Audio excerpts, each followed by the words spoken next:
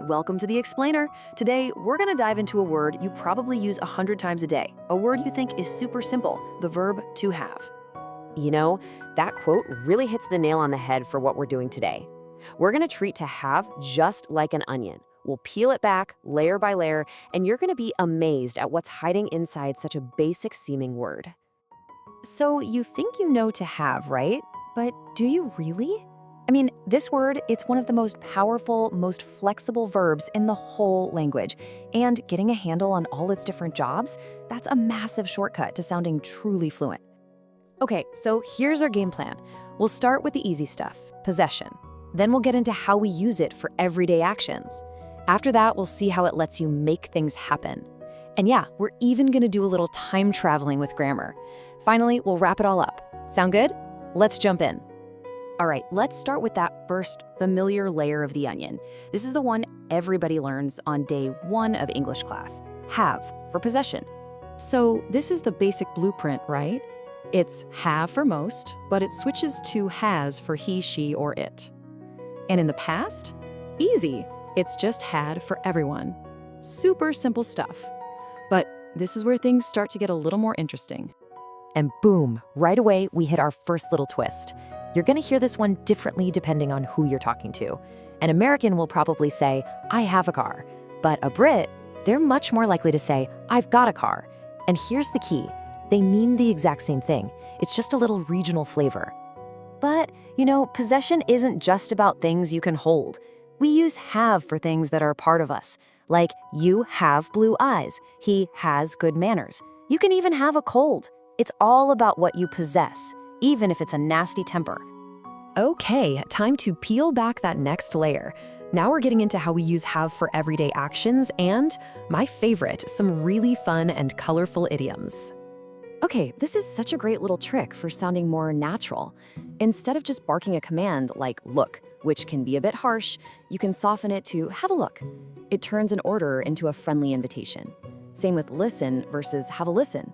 It's a small change, but it makes a huge difference in conversation.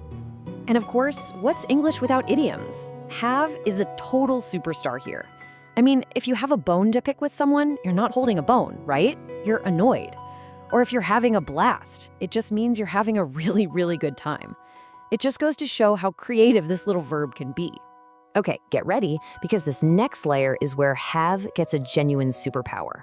This is how you use have to make things happen without actually doing them yourself. It's like you're the director of the action. So if you say, I cleaned my house, pretty simple, right? It means you did the work. You got out the vacuum, you scrubbed the floors, the effort was all yours. But check this out. Just by adding that little word had, the whole meaning flips. I had my house cleaned. Now it means you paid someone or you arranged for someone else to do it for you. You were the boss, not the worker. This little piece of magic is called the causative form. And once you know it, you'll hear it everywhere, especially for services. Think about it. You don't cut your own hair, right? You have your hair cut. You have your car washed. You have a pizza delivered. You're the one causing it to happen. All right, we've reached the very center of the onion. This is the most powerful layer. Here, have stops being the star of the show and becomes a helper verb, an auxiliary verb. And its job?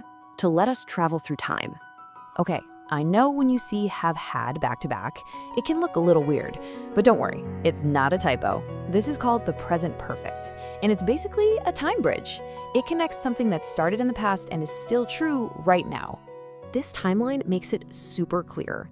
Let's say you got a phone 3 years ago, and you're still holding it today.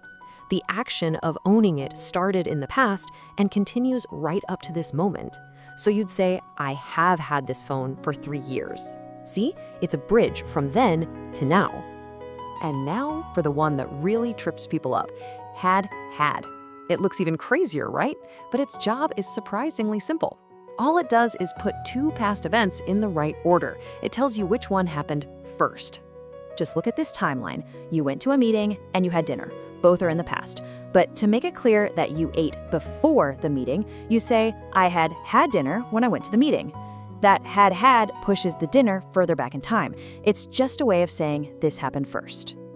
Okay, we have peeled back every single layer of this onion. You've seen it all. So, are you ready for the final boss?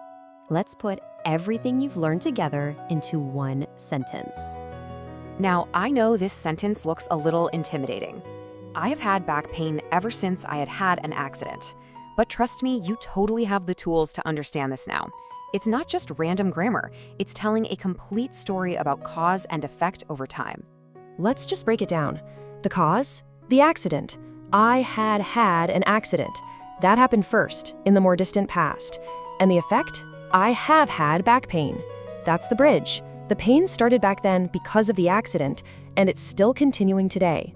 It all clicks into place perfectly.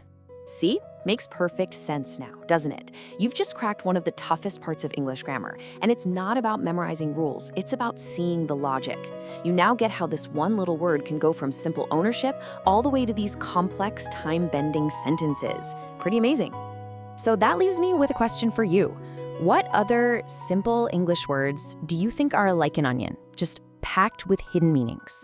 Because let me tell you, getting a handle on these common words like get, take, do, that is the real key to sounding truly fluent.